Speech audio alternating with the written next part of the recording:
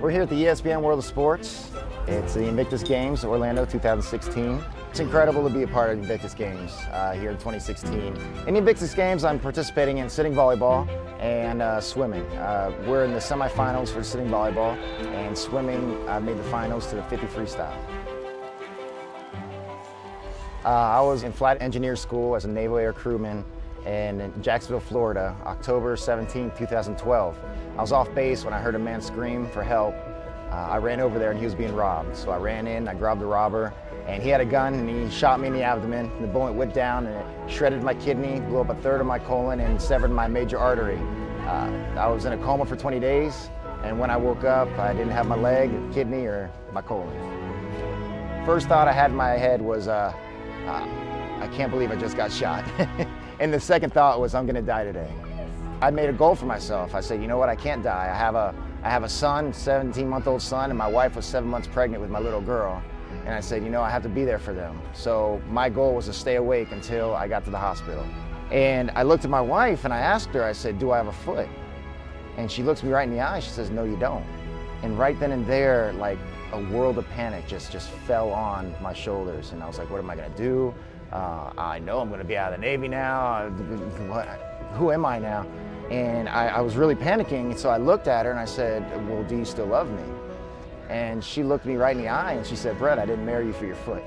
So the second she said that, it all went away. I was like, okay, I got this. It's a challenge, you know? I guess it wasn't fair for me to go around with 2 feet in my life. I had to get one taken off to even the playing field. So I tried to just live every day, just baby steps. And my first goal was, all right, I need to win this battle, get out of bed. Just get out of bed. And I got out of bed and I beat that. I said, okay, tomorrow I'm gonna get out of bed, I'm gonna take 1 step. Tomorrow I'm gonna get out of bed and take 2 steps. So it was just small victories until I got to where I am today. We all have scars. We're all hurting in some way. But you know, you can overcome that. You know, it's not, your scars shouldn't define you. It's what you do after. And I never wanted my tragedy to define me. I wanted what I did after my tragedy to define me. So you work through the pain, you work through the mental part, and you just put 1 foot in front of the other, even if it's a fake one. There is an adaptive sports world. There is a world. We're a part of a team. Because, you know, when we were injured, we're in the military, we're family. And then when you kind of get pushed aside, it's not the military's fault, it's just, you know, we've done our thing, we served our purpose. Then we're kind of like in limbo. We don't know what kind of team that we're a part of. But this gives us a family again. This gives us a team. It's like, man, we're relying on each other, we're leaning on each other. So I think that has a lot to do with where I am now. I understood that if I would have stayed in, my 100% might have been some other guy's 60%.